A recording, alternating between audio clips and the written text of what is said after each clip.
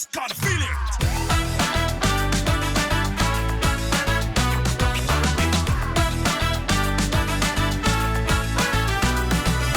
Bienvenue sur Light Up, votre émission préférée. En tout cas, on l'espère. Je suis Sarah et je suis accompagnée de mes magnifiques co-hosts aujourd'hui. Hello. Et aujourd'hui, on avait envie d'aborder un sujet qu'on a déjà largement effleuré en première saison, en deuxième. C'est vraiment le point sur lequel on revient à chaque fois quand on parle de couple. On monte, on descend, on revient toujours à cette même conclusion. Tout dépend du choix de départ. Pour nous, c'est un postulat. Le choix de départ en matière de couple est cardinal, fondamental et parfois fatal. Ça fait pas. Ça rime. Ouais. Justement, on va aborder la question du choix dans tous les sens possibles, le bon, le mauvais, le ugly. Comment savoir qu'on a fait un bon choix? À quoi ressemble un bon choix de partenaire, d'époux et d'épouse en Christ? À quoi ressemble un mauvais choix? Comment est-ce qu'on peut qualifier ou décider que sur la base de ce qu'on a décidé, c'est un bon choix ou pas? Voilà, on va en discuter ensemble et essayer de trouver des pistes pour vous. On fait ça vraiment pour vous, pour tous ceux qui sont en train de se former en couple, pour ceux qui sont fiancés et qui n'ont pas encore passé la ligne d'arrivée. C'est encore le moment de réévaluer. C'est encore le moment de changer de fusil d'épaule et peut-être de se raviser et à la lumière de la parole et de ce qu'on peut échanger pour celles qui sont déjà mariées et pour celles qui cheminent vers le mariage et qui ont évité des crapauds, de prendre de bonnes décisions. Bon, allez, let's go. Vous savez, avec moi, les introductions sont toujours longues, donc on y va. Let's go. Donc, on dit de ce choix que c'est le deuxième plus important de notre vie. Pour les chrétiens, souvent, c'est le deuxième, après avoir donné sa vie à Christ. Mais pour le commun des mortels, et puis pour la plupart des gens, c'est quand même l'un des choix le plus important dans sa vie, de choisir quelle est la personne avec qui on va décider de cheminer. Qu'est-ce qu'est un bon choix pour vous? Pour moi, perso, un bon choix, c'est déjà un choix qu'on assume. Ça paraît bête, mais pour moi, c'est déjà... Parce que parfois, aux yeux des autres, ça peut sembler être un mauvais choix. Mais je trouve que tant qu'on assume son choix ainsi que ses conséquences, potentiellement, pour moi, déjà, ça peut être un bon choix pour soi. Parce que, on est censé se connaître, analyser en tout cas ce qui est le plus pertinent pour nous. Donc, je trouve que déjà, un choix qui n'est pas assumé est un choix problématique dès le départ pour moi. On peut assumer la folie. On peut assumer la folie. Mais au moins, On peut assumer la folie. Mais au moins, tu assumes. Donc, est-ce que ça fait de ça un bon choix? C'est un avis. Moi, je rejoins Sandra juste pour l'affirmation quand il y a doute, pas de doute. Tu vois, si tu es sûr de toi, quand bien même tout le monde te trouve un peu bon, tu n'as peut-être pas fait le bon choix, mais toi, tu es sûr, c'est déjà un bon point de départ. Bon, après, si tu es folle, écoute, au moins, tu vas dans ta folie. Avec tes critères de folie, oui. Mais si tu n'es déjà pas sûr de toi, c'est que est-ce que tu veux pas étouffer des choses, des alertes, des red flags? Surtout que personne ne sera jamais aussi sûr que toi-même. Bien sûr, c'est ton ta choix, vie dont en il est fait. question. Donc pour moi, oui, déjà un choix que toi, tu vas pouvoir dire, j'ai réfléchi, j'ai analysé et c'est mon choix et je sais que potentiellement, il peut se passer ça, il peut y avoir ça, mais je l'assume. Ouais. C'est compliqué de pouvoir dire quelque chose. C'est vrai que moi, je suis quelqu'un, je vais tenir compte beaucoup de la vie des autres pour faire un choix. Et quand tu es comme ça, forcément, quand les autres sont pas d'accord avec toi, tu bien sûr. doutes. Et du coup, tu te dis, est-ce que vraiment je fais le bon choix? Est-ce que... Et tu te poses 1000 questions. Et ça peut être très problématique parce que ça veut pas dire que tu n'assumes pas les conséquences, mais ça veut dire que ça fait partie de ton choix, en fait. Bien sûr. Donc, tu souscrirais pas au fait que un doute, pas de doute, pas de doute, c'est Pour ça? moi, le doute fait partie de Il y a la doute, marche. pas de doute. C'est-à-dire que, par exemple, tu peux douter de ta foi, ça veut pas dire que tu vas lâcher le... sûr. Oui. Est-ce que c'est pas une bonne chose finalement de douter parce que ça te met dans une posture où tu peux analyser la situation et ton choix sous différents angles? Là où parfois c'est vrai que c'est très bien d'être assumé, mais d'avoir vraiment cette vision juste, bon, c'est ça, et tu te fermes peut-être à d'autres paramètres. C'est ça. Alors attention, pour moi, un choix assumé n'est pas forcément un choix qui est tout de suite évident. Oui, Pour oui, moi, oui, c'est un oui, choix voilà. où tu peux avoir écouté les autres, tu peux avoir analysé, tu peux t'être écouté toi-même, tu peux avoir... Enfin, t'as fait ton boulot, en fait, de réunir l'information, d'analyser. Mais pour moi, la finalité, elle est la même. C'est que c'est toi qui vas devoir trancher à la fin. Oui. Donc, vaut mieux trancher dans quelque chose, que ce soit d'arrêter ou de continuer. mais que tu vas assumer en fait. Oui, Parce complètement. que là, dans ce que tu dis, ça me répond à une question que je voulais poser. Est-ce que la certitude, elle doit venir tout de suite ou est-ce qu'elle peut être progressive ou évolutive? Pour moi, c'est évolutif. Ça dépend. Moi, je pense qu'il n'y a pas de Ça règle dépend, générale. Non, il y a T'as pas des de gens règle. qui se sont vus et qui ont su Oui. tout de suite, Ouais. sans aucun doute, alors qu'ils n'avaient même pas pu présager des choses à venir. Et t'en as pour d'autres où il a fallu prouver, Du temps, désamorcer, des épreuves. ouais. d'être rassuré peut-être plus que d'autres, etc. Donc, Ça dépend, c'est personnel. Moi, si je peux me permettre, j'avais un peu réfléchi au sujet. Je me disais qu'un bon choix, pour moi, c'est un choix pris en pleine conscience, libre de toute contrainte et de tout vice de jugement. Ça demande Oui. de pouvoir analyser, d'avoir le temps d'y réfléchir, d'y inviter et raisonnement logique, mais également la partie émotionnelle qui va compter, Bien qui va sûr. être primordiale Bien dans sûr. la formation du couple. On ne sait pas toujours sur le moment qu'on fait un bon choix, mais les conséquences et les ramifications, les fruits que produit ce choix Nous dirons. nous donne une indication. La question de la responsabilité, je la trouve cruciale, surtout si on prend le sujet par rapport au choix du conjoint en Christ. Il y a une notion, j'ai l'impression, qui a commencé à se développer beaucoup dans les années 80-90, qui est celle de la volonté du Seigneur, enfin la volonté du Seigneur dans le choix de l'époux. Maintenant, sur YouTube et Instagram, vous verrez beaucoup de femmes parler de leur kingdom spouse. Je ne sais pas si vous avez vu Ah, ces non. termes se développer. C'est tout un mouvement où des femmes chrétiennes prient entre elles pour essayer de trouver leur Homme de mari destinée. du royaume. Quoi. j'étais juste interpellée par ton propos sur homme du royaume que j'ai confondu très malement avec homme de destinée dans la mesure où je ne sais pas si tu comptais en parler pendant l'émission, mais je trouve aussi, puisque tu as introduit les milieux chrétiens, que sur ces dernières années, même si le vent a soufflé dans le sens inverse, mais pendant un long moment, il a soufflé où on parlait d'hommes et de femmes de la destinée. Oui. Comme si nous n'étions réservés qu'à une seule et unique personne, et que si tu loupais cette personne, Oui. tu avais loupé ta vie, tu avais loupé ton mariage, Ça rejoint tu la ne serais que personne. dans un mariage de seconde zone. Et j'ai trouvé ce courant, mais tellement culpabilisant, franchement, sur le nombre de personnes qu'on est sur Terre, à savoir plusieurs milliards, te dire que le Seigneur a prévu qu'une seule et unique personne. Moi, tout perso, cas, il y a j'y la crois grâce. plus. Non, mais je le dis parce que j'y ai cru pendant longtemps. Tu vois, à cause de ces messages, ces prédications qui étaient distillées, etc. Pendant longtemps, j'ai cru que, de la même manière que Adam avait Ève, et pour Cassandra, il n'y avait qu'une seule personne, tu vois, ce que je ne crois absolument plus. Je ne pense pas non plus qu'une femme est faite pour 1 milliard d'hommes et inversement. Je pense qu'on est compatible avec plusieurs personnes. Puis après, c'est à nous, comme tu dis, avec nos responsabilités, de choisir une personne dans cette multitude. Mais on n'est pas réservé qu'à une seule personne. Ça, je voulais quand même le... Mais après, dans le milieu chrétien, si on aborde ce thème-là, moi, en fait, je trouve qu'on attend vraiment que Dieu nous dise c'est cette personne. C'est-à-dire qu'on attend l'ange Gabriel, on attend Les écluses des cieux qui son, s'ouvrent, trompettes. le son de la trompette. Alors que d'orage. le Saint-Esprit peut te mettre une simple conviction, il peut te mettre un verset, il peut te Une mettre paix. quelque chose, une paix. parole. Et quand bien même cette personne va pas forcément répondre aux critères que tu avais, c'est peut-être le bon choix malgré les critères que tu avais mis en place depuis le départ. Et moi, j'avoue que sur ça, franchement, j'ai appris cette histoire de responsabilité parce que moi, j'étais un peu comme ça en mode Dieu va me révéler. Depuis que je suis petite, il m'a gardé une personne pour moi. Vraiment, je me disais, je me garde pour cette personne particulière et tout. Et quand j'étais avec mon mari, mon futur mari à l'époque, à un moment donné, j'étais tellement énervée que j'ai dit au Seigneur dans un moment de prière après une dispute, j'ai dit à Dieu, mais vraiment, c'est lui que tu veux que j'épouse, machin. J'étais énervée, quoi. Je remettais la faute sur Dieu, limite en mode, tu me forces à l'épouser. Et vraiment, le Saint-Esprit m'a répondu en mode, tu veux quoi, toi? Et là, ça a été, qu'est-ce que tu veux? Contre nous. On le reconnaît bien là. Et là, vraiment, j'étais en mode, oui, en fait. Et du coup, c'était ma responsabilité. Oui. Après, pour moi, j'estime que j'ai eu ce signe de sa part à Dieu, c'est-à-dire de dire, écoute, je t'ai peut-être mis une bonne personne sur le chemin, ça va pas être facile tous les jours, mais c'est toi qui prends la décision, c'est pas moi. Et du coup, je peux pas en vouloir au Seigneur enfin voilà, je ne peux que rendre grâce pour le cheminement vers lequel on va, quoi.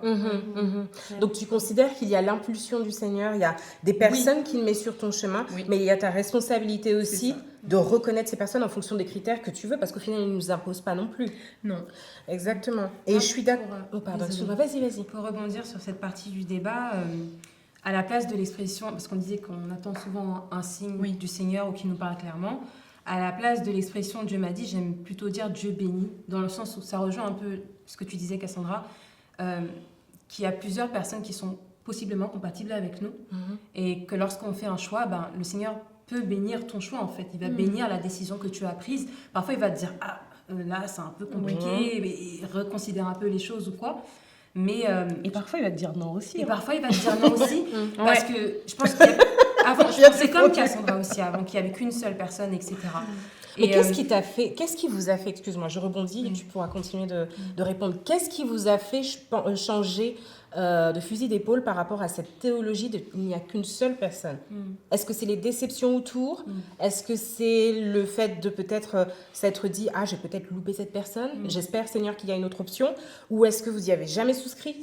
C'est quoi? Alors, je laisserai Cassie répondre pour sa part, mais pour moi c'est une expérience personnelle en fait, d'avoir eu une conviction qui avait été qui est aussi partagée par d'autres personnes de mon église avec qui je parlais pas forcément, mais qui avaient reçu une forme de révélation.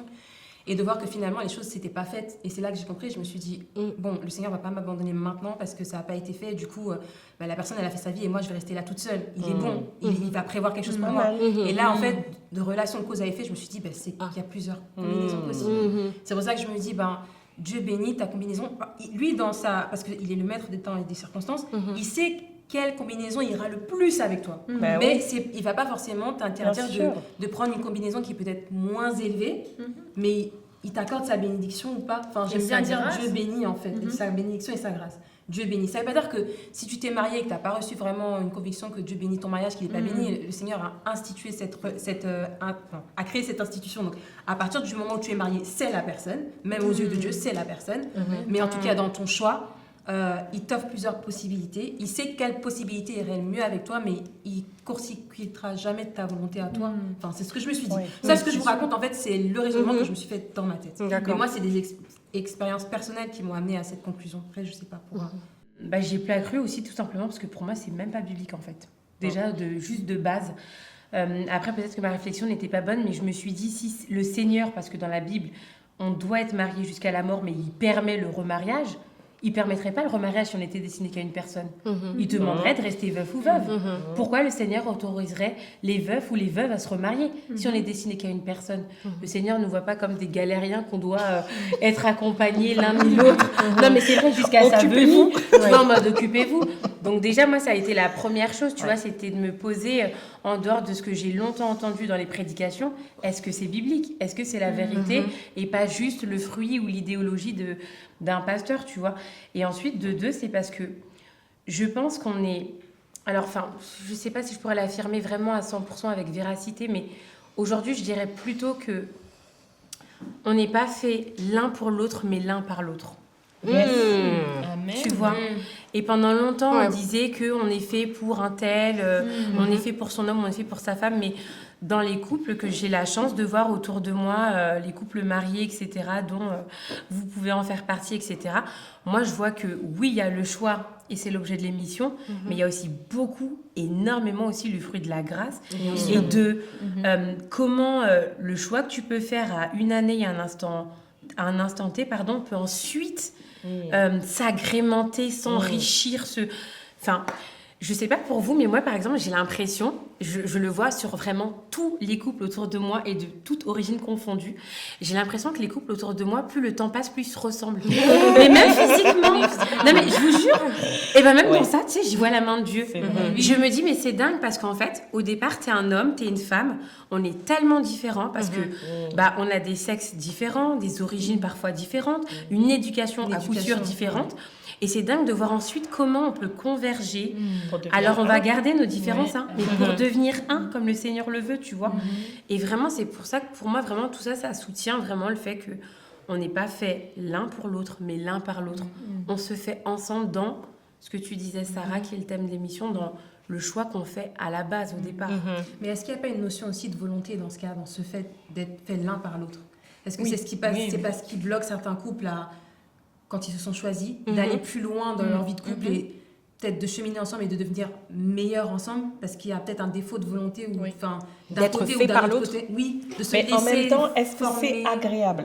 Ah non. Je te Enfin, j'imagine que non. Peut-être que le cœur du Dites-moi, problème, corrigez-moi il est là, en fait. C'est qu'aujourd'hui, être transformés l'un par l'autre, moi, je parle souvent, quand on parle de mariage, j'aime bien utiliser le terme mourir à soi. C'est pas Ouais. agréable Non, de mourir à soi. C'est pas agréable de faire des concessions. C'est pas agréable que parfois l'autre ait raison et qu'il faille reconnaître qu'on a tort. Donc, c'est peut-être juste parce que c'est pas agréable, en fait.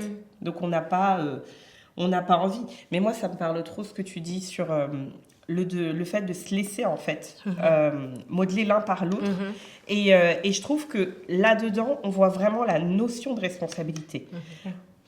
Perso, moi, je trouve qu'aujourd'hui, dans le choix du conjoint, il y a une vraie déresponsabilisation. Absolument. Et quand je dis aujourd'hui, depuis un bout de temps, c'est-à-dire que sans même se marier, même des fois quand tu vois les célibataires, et là c'est la mode, t'es plus avec ton ex, il était toxique. T'es plus avec ton ex, il était ceci. Tu sais, il n'y a plus d'analyse en fait. C'est-à-dire que, ok, bon, il était toxique, mais qu'est-ce qui n'a pas marché? T'écoutes les gens, tout est la faute de l'autre. Moi, je n'étais qu'une victime sacrificielle, innocente dans cette relation.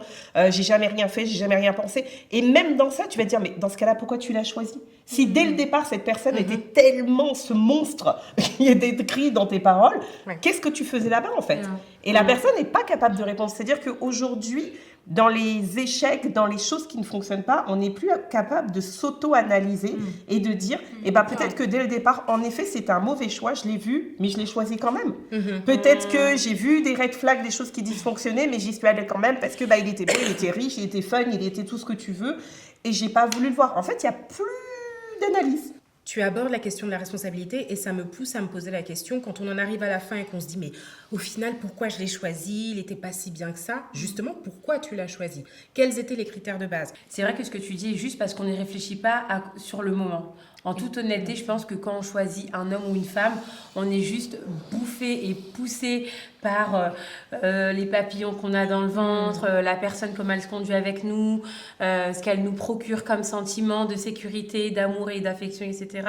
Mais ce que tu dis, tu as raison et c'était le premier objet de l'émission quand tu disais que c'est un choix qui est le plus important après avoir choisi Christ dans ta vie parce que on le sait, et si je suis honnête et pourtant on l'ignore totalement au moment du choix, mais oui, quand tu choisis un homme en tant que femme, tu choisis l'exemple de tes fils, tu choisis l'exemple également de tes filles en tant que rôle modèle masculin de comment un homme doit aimer une femme, comment il doit s'occuper d'elle, comment il doit leader un foyer. Enfin, il y a tellement de choses et de conséquences qui vont en ressortir. Tu choisis effectivement, comme tu disais, le background familial aussi dans lequel vont grandir, évoluer tes enfants. Enfin, quand tu penses à tout ça, auquel je le dis, je ne pensais pas toujours avant par le passé, je pense que ça calmerait beaucoup de personnes pour aller à la va-vite et se laisser porter par les sentiments par lesquels on se laisse facilement porter, surtout nous, je pense, les femmes, tellement émotionnelles qu'on est. Je pense que ça nous tiédirait un peu plus dans nos ardeurs pour se poser sur des critères aussi parfois basico-basiques. Objectifs. Je pensais pas le dire là comme ça pendant l'émission. On le coupera peut-être. Mais moi, par exemple, et ça me fait rire parce qu'à l'émission sur les critères du conjoint, vous irez la regarder, j'étais toute là à dire « Oh, aujourd'hui, à 30 ans, je fais pas les mêmes choix qu'à 20 ». Ben, gros mytho. Gros mytho. Je me suis rendu compte, en fait, que si j'analysais de manière vraiment objective ma vie aujourd'hui, je continuais de faire les mauvais choix que je faisais il y a une dizaine d'années, ce qui n'est juste absolument pas acceptable pour une femme de mon âge, une femme qui aspire à tellement de choses, etc. Et des fois, je pense que ça fait du bien quand tu es émotionnelle. Je dis pas que... Je pense qu'on est toutes les femmes, peut-être certaines plus que d'autres. Moi, je pense que je suis de la normale. Je le dis. Et je pense que des fois, c'est bien de te poser avec un cahier, un stylo, et de te demander vraiment... Qu'est-ce que tu veux? Qu'est-ce qui est bon pour toi aussi? Parce que des fois, on veut des choses, mais est-ce que ce que tu veux, c'est bon pour toi? Exactement. C'est ce dont tu as besoin. Voilà. Et ça, je pense aussi que c'est le fruit de la sagesse et de la maturité, parce que des fois, on peut vouloir des choses, mais est-ce que c'est vraiment ce dont j'ai besoin? Pas certain, tu vois. pour rebondir en fait sur ce que tu dis, et je crois que c'est toi Sandra qui le dit dans une autre émission, on nous a vendu le coup de foudre. Donc, comme on nous a vendu le coup de foudre, on se base sur ces fameux papillons, sur ce qu'on ressent à l'intérieur et on fait nos choix. Oui, parce que tu dois faire un choix qui mélange émotion et raison. Oui, c'est ça. Et c'est ça qui est difficile C'est ça. en fait, sachant que c'est un choix où la raison parfois doit l'emporter sur l'émotionnel. Et ça, c'est pas évident. Non, c'est pas évident. Et ça, c'est pas évident. Après, je pense que tu as aussi... alors, pour moi, il y a 2 choses dans le choix du conjoint. Il y a déjà le contexte d'aujourd'hui. Et ça, pour moi, il faut quand même le prendre en compte parce que on est dans un contexte aujourd'hui où le mariage, déjà, n'est plus définitif. Donc, on ne se met, pour moi, déjà plus la même pression, parfois en termes de choix, parce que ça se fait, ça se défait. Oui. Il y a la Tout viande simplement. sortie. Aujourd'hui, il y a des services après-vente, on ramène son mari, on ramène sa femme, quand ça ne nous convient plus. Donc, c'est vrai que malgré tout, ça joue quand même dans le choix, où parfois, même quand on voit des choses qui ne fonctionnent pas, on se dit, bon, écoute, moi, combien de fois, et je vous dis, ça peut paraître choquant, mais des gens parfois qui vont se marier, qui disent, au pire, si ça marche pas, ça marche pas. Mais en fait, je me dis,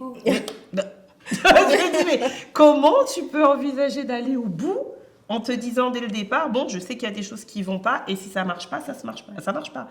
Donc, pour moi, déjà, il y a un vrai problème de fond, parce que je pense vraiment qu'on doit se marier en gardant à l'esprit qu'il n'y a pas d'autre option, en fait, que le divorce n'est pas une option, et il faut se marier comme si le divorce n'existait pas. Tout simplement. Il faut se dire qu'aujourd'hui, c'est un choix qui est définitif, parce que même quand tu le défais, les impacts de ce choix restent, les conséquences de ce choix restent. Donc, il faut quand même le faire comme si le divorce n'existait pas et n'était pas une option envisageable, en fait.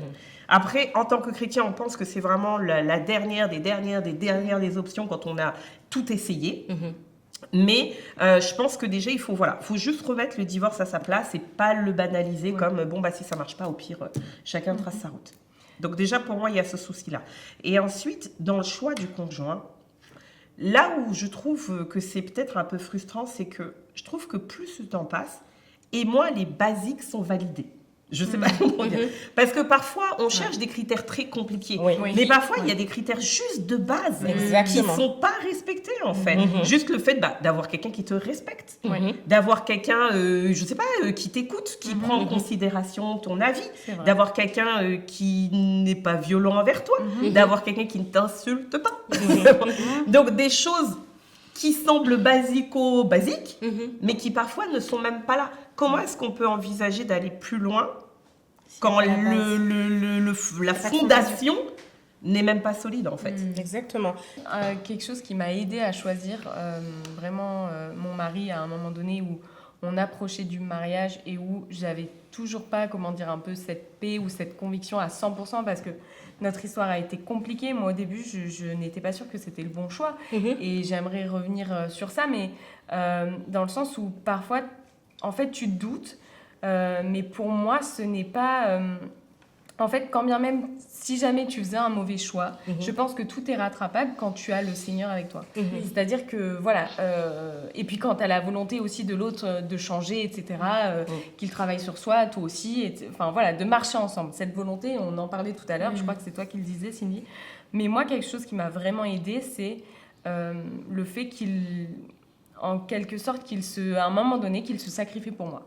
Qu'il me fasse une preuve d'amour en mode « Ok, là, je le fais pour toi. Ça, je le fais pour toi. » Et ça a été un peu décisif de ma décision finale, en fait, de dire « Ok, mon oui est un oui. » Maintenant, il n'y a plus de doute. Je sais que, en fait, si un jour il doit faire quelque chose d'important pour moi, il le fera, en fait.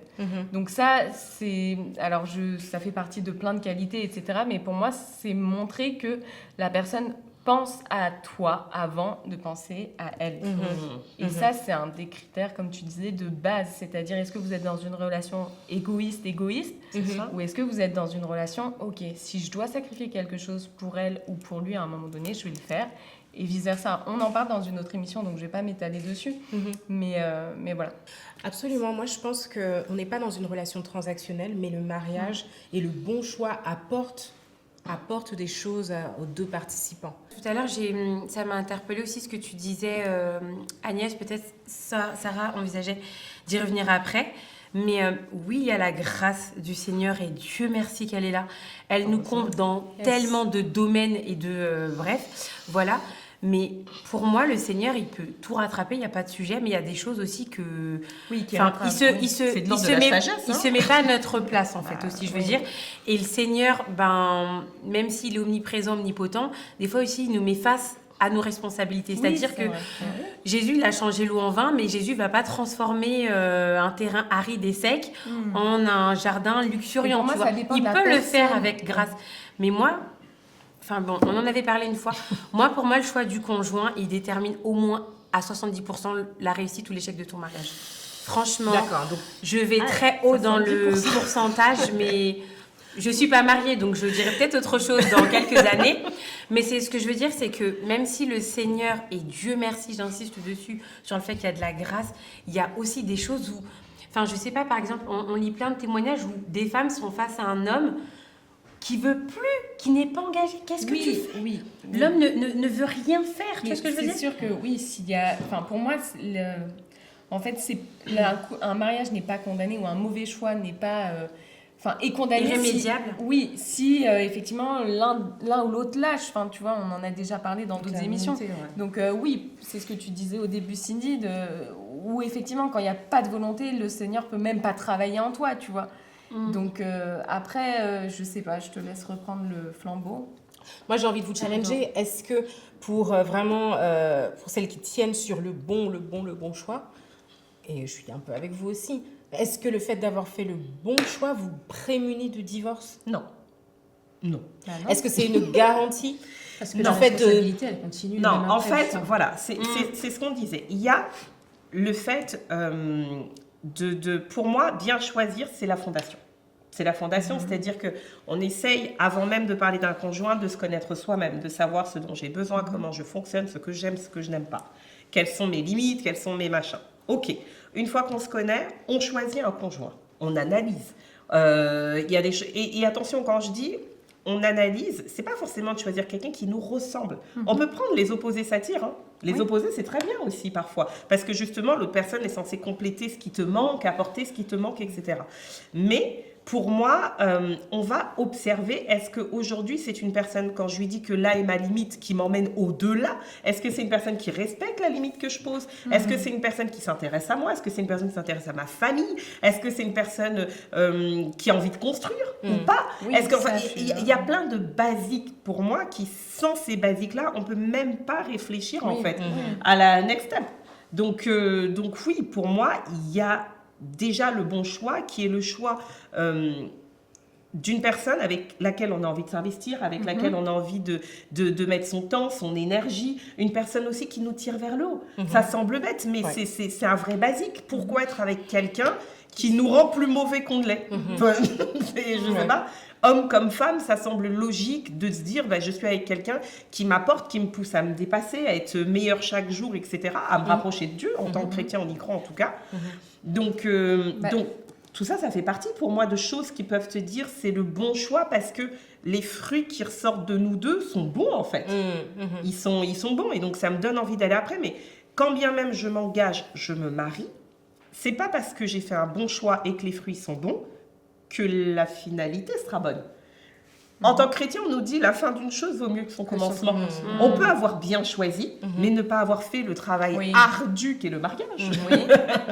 On peut ne pas avoir fait les remises en question qu'il fallait. On peut ne pas avoir mis les pardons qu'il fallait mettre. On peut, il y a plein d'étapes où on peut se vautrer encore 1000 fois et qui font qu'au final, ça finit mal alors qu'on avait bien commencé. Moi, je ne suis pas mariée, mais je pense que la responsabilité du choix, elle continue même après. Ça s'arrête pas. C'est comme quand tu demandes au Seigneur une bénédiction, je sais pas moi, le permis de conduire, il te le donne et tu conduis comme un cochon sur la route.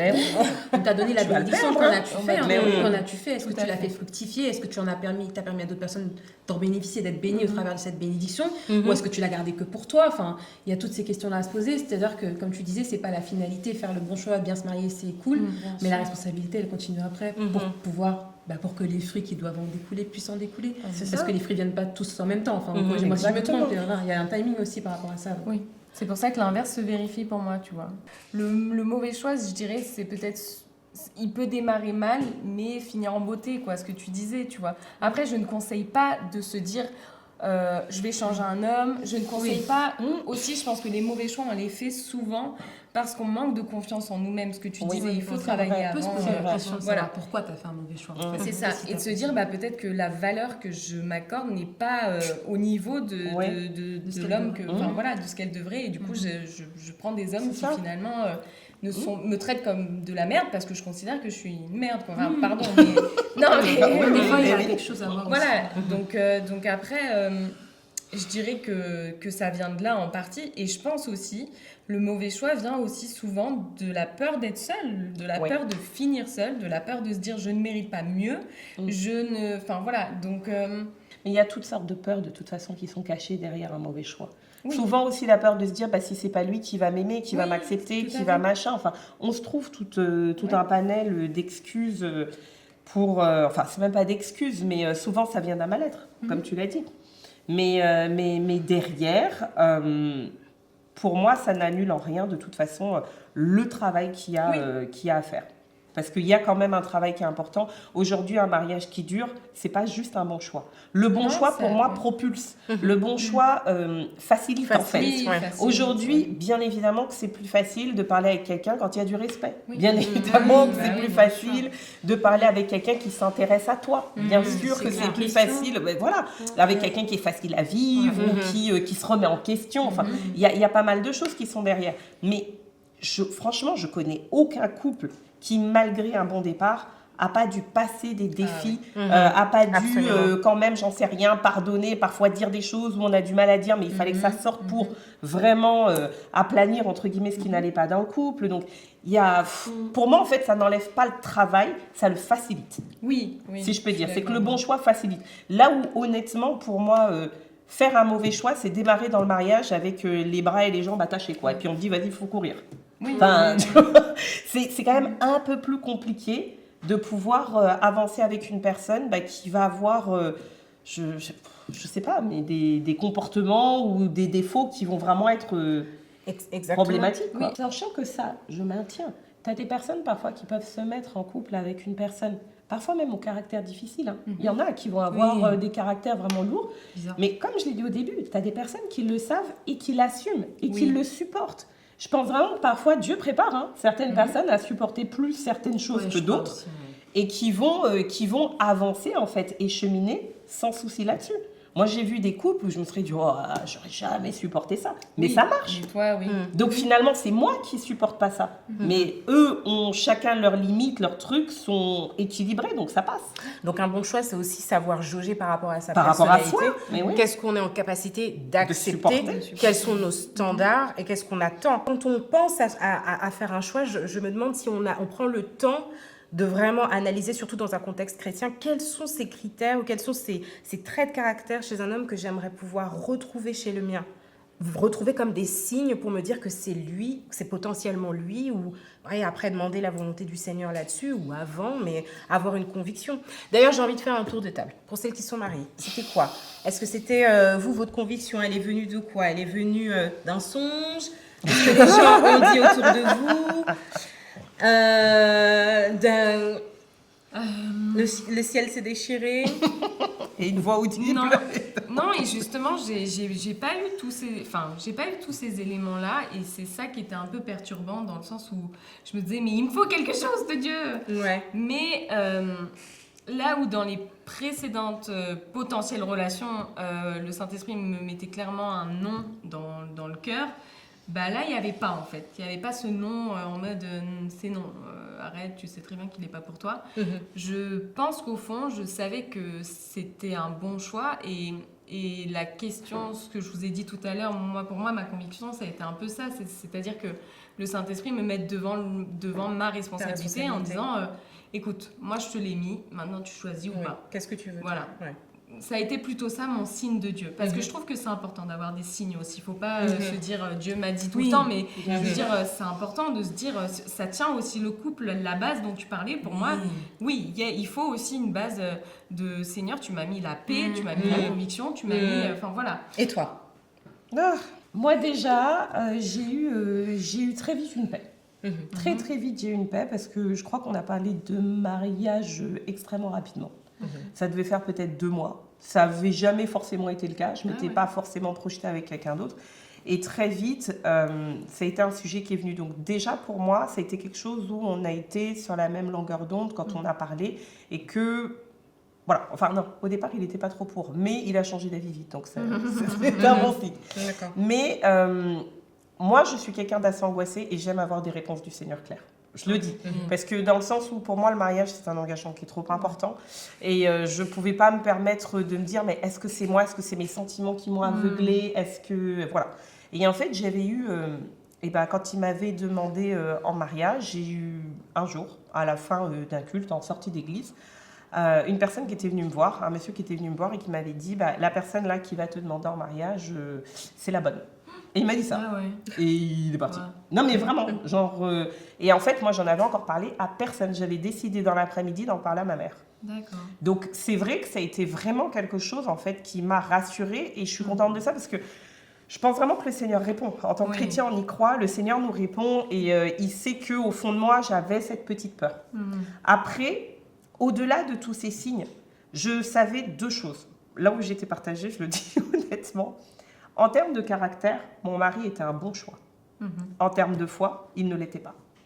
Et c'est ça, en fait, qui me partageait. C'est-à-dire qu'il avait ce caractère où il allait être à l'écoute, je me sentais aimée, je me sentais protégée, je me sentais... Voilà, tout ça, je l'avais. Mais on n'avait pas la même foi et c'était quelque chose qui était lourd pour moi. Très bien. On espère vraiment que cet échange vous a aidé à pouvoir répondre à cette question de qu'est-ce qu'est un bon choix, qu'est-ce qu'un bon choix produit comme bonne conséquence pour vous, pour les générations à venir. Il s'agit de la personne qui va impacter, qui va créer avec vous une unité, qui va impacter l'avenir générationnel de votre famille, de vos enfants et vos petits-enfants.